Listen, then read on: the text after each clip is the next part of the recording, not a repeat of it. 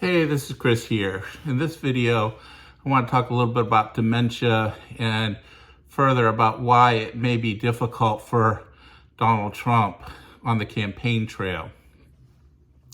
Today is September 24th, 2024. So let's talk about this. And before I really begin, thank you for watching the video. The best way to help further bring in people for discussion is to share this video and encourage others to join the community, and we can talk about things in the comments. So one of the things that people like me, healthcare professionals, have noticed for a while is that a lot of the signs that we see that are typical of early stages of dementia are present in Donald Trump. And so we see things and we've tried to talk about things. And a lot of people don't really want to discuss that. In many ways, I think there's some denial going on, because just like with a family member, somebody that you've really invested a lot in, you're close to, you don't really want to think about dementia and the disease and what that's going to do to them. And a lot of people have a lot invested in Donald Trump. A lot of people cast their votes for him in the primaries. Many news media outlets like Newsmax and Fox have sold their souls and sacrificed truth to really support him. And so there's really a lot of investment in seeing him be successful and winning the presidency. But also, it really came to light in this debate. It's interesting to me because a lot of the things that people are bringing out about his debate with Kamala Harris really were present in his debate with Biden. The thing is Biden cognitive issues were so present and so front and center that it kind of took away all the concerning stuff in that debate with Donald Trump. But when you didn't have that super poor performance with Vice President Harris, you had somebody who was quite functional and effective in debate, and that just brought out some issues with Donald Trump, and people saw a lot of things that were concerning. And even the aftermath, as he runs around saying, I won the debate, part of that, I think, is his narcissism. People with narcissistic personality disorder just can't emotionally wrap their minds about not being the best, not being adored, not being worshipped. And you may have known people like that in your own life, and how destructive narcissism can be, and how blinding it can be to those narcissists to assess their own weaknesses and vulnerabilities and frailties. So you have that going on with him, but there's also, out of that, there was just a significant recognition that he's not really on the top of his game anymore. And a lot of news media, what they've done, especially the Trump supporting media, on the right, what they've done is they've sheltered their audiences from seeing all those things, from seeing all the issues with unable to complete words at his rallies, of word salads, of the almost infantile language. When he was at the top of his game, he spoke at the 5th, 6th grade level. And many people that worked with him in the White House said that cognitively, that's where he's at. His understanding of the world was basically a 5th or 6th grade level. But if you talk to a lot of people that analyze his speech and his thought patterns now, professionals are noticing that he's communicating basically on a 2nd, 3rd grade level. So it's even more simplistic kind of language. And that's what happens with dementia, is that you begin to lose a lot more complex thoughts, complex vocabulary, things like that you don't use very often are some of the first thing your brain shuts off as it's losing its computing capacity, if we could put it that way. So as the brain, as dementia affects the brain and starts to cause that cognitive impairment, the computing power of the brain diminishes, and it's those things you use the least often, the most complex, the less frequent things that you experience in your life are the first things to kind of leave out of the long-term memory bank. I've experienced that when I had my stroke. A lot of memories that I've had kind of left me.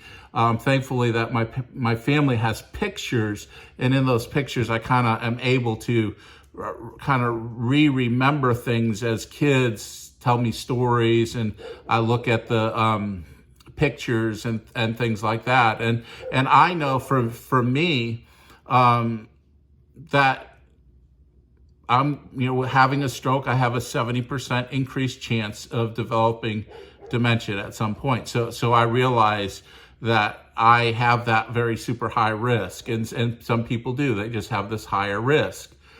A lot of people on the left said, well, why doesn't Trump just go and prove that he's cognitively fit? Go get an official diagnosis instead of having people just notice things and bring things up, especially medical professionals. But you think about that from his perspective, there would be no win to have an official diagnosis that said, yeah, he's in the early stages of dementia. That would hurt him politically. So I don't see there's any chance that he's going to take any official cognitive test or see a neurologist for any kind of official examination to see if he has any kind of form of dementia. He's certainly not going to do a MRI brain scan and other things that may conclusively show some troubling data. So I wish those progressive that talk about that's just not going to happen unless he loses the election, and that's his ticket out of maybe doing jail time out of some criminal convictions. That may then become a useful piece to play on the sympathy of the court against jail time to have an official diagnosis of dementia. So I don't think at this point it does any good to just really talk about that in terms of anything official, because it's just simply not going to happen. It's just not. But we can see those signs, the simplistic language, the word salads, the inability to complete words and phrases, even when he's reading a teleprompter, getting confused by the teleprompter. There are a lot of these kinds of signs that we see, a lot of the forward tilt kind of leaning when he's standing, the lack of muscle control, even how he drinks water and things like that. There's just a lot of little signs that you can see that say, okay, here's somebody that's facing some level of cognitive decline. Well, when you're in this state of cognitive decline, things like abstract thinking, strategizing, those kinds of things become more difficult. It becomes more difficult to stay on track, to stay with thoughts, to follow thoughts through, not only hour by hour or day by day, but week by week, month by month. And he could have all these campaign strategists reminding him what he's going to do and what he should do and how he should approach things. But when you're in this early state of cognitive decline, it's hard to really track with it. And then I see some more and more professionals out there saying, oh, he's probably got some sign of ADHD, and maybe there are times when he takes stimulants, which is a treatment for ADHD, to help him stay on track of things like debates and everything. So he does seem more lucid for those moments. That may be true. I'm not sure about that. But even with all that, it's still hard to track with things. It's still hard to say when you are in this early stage of dementia, of not just saying what's on your mind. Maybe you have had family members who've developed dementia, and have you noticed as it worsens that more and more they will just speak their minds. Whatever's on their mind will come out, and sometimes it would be embarrassing, sometimes it's offensive, and it just comes out, and you can't stop it, and you can't reason with people. And in these early stages, those kinds of things, whatever is tracking in his mind is going to come out. So he can have a teleprompter at a speech and say, we're going to talk about the economy, but that teleprompter may trigger things, and he's not going to have the ability to just say, oh, I can't talk about this right now. I'm talking about economics right now. If I go down the rabbit trail, if I won the debate, or if I talk about the sound of windmills give cancer, that people kind of laugh at that and see it's kind of silly. He doesn't have that self-reflective ability. And also, it's hard to truly assess your environment and how things are going in your environment. And so you end up oftentimes will misjudge people's responses and not truly understand what's happening. So somebody in the early stages of dementia, especially somebody with such narcissism, might misperceive kind of a mocking cheer as praise. They might misperceive somebody being supportive as being an enemy. And it's hard for them to make those kinds of judgments.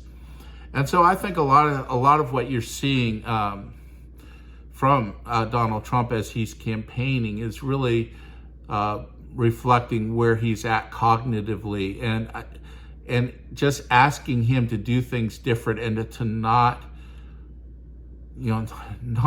talk about the racism. He's had a long history of racist behavior and racist words. It's not just in the last few months or year or so.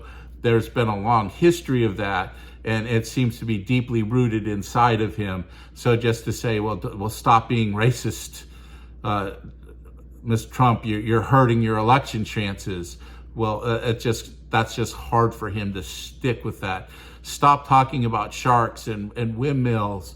That's not doing you any good. Stop talking about winning debates and crowd sizes. That's not doing you any good. But those are the things that are deep-seated within him, and those are the things that are going to come out.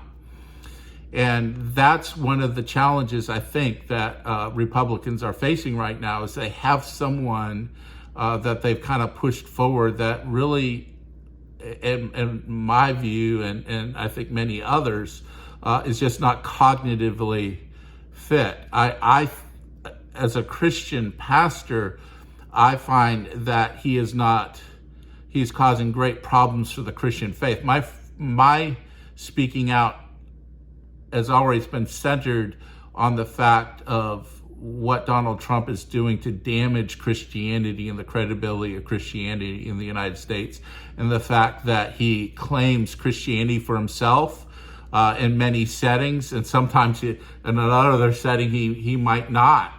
But those claims of Christianity and the use of religious symbolism all around him make him out to be this Christian who lives counter to the teaching of the Bible. And that is another thing that undermines the credibility of Christianity, and all this evangelical Christian support of Trump speaks against Christianity. And so that's a lot of kind of where I've been, is I just look at this and just say, as a Christian, I mean, I could vote for somebody who's Hindu, Jewish, agnostic for president. To me, it's not that I have to have a Christian president or somebody that lives out all these Christian ideals, but character, integrity, decency, honor, these things kind of factor in my book. And so when you have somebody that claims to be a Christian and has a lack of character, no integrity, lack of honor and decency, that becomes very problematic. But when you have somebody that is cognitively declining, and I've seen this as a nurse and working with populations that do experience cognitive decline. It's often very difficult for somebody that's got those narcissistic sociopathic traits to hide it. The further the dementia goes, it becomes more and more to the forefront, and more damaging things kind of come out from them. So we're probably going to expect to see things get worse, not better, over the next few months, and then ongoing, no matter whether he wins or loses the election. And I do want to say this because I do see this. There's the intensity of feelings that a lot of people have towards him, and he's a very polarizing figure. I think it's interesting. 2016 was an example of probably the most polarizing Democrat against one of the most polarizing Republican candidates in that election. Because of how divisive those people are, both Hillary Clinton and Donald Trump are in society. But now you have Donald Trump, a very polarizing figure.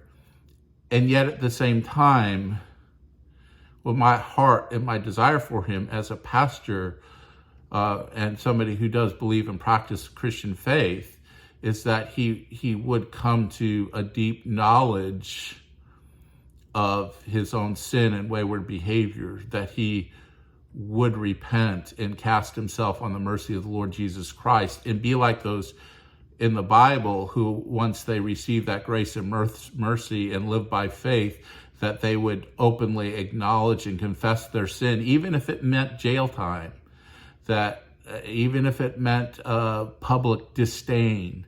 I've seen amazing stories of people who truly come to Christ.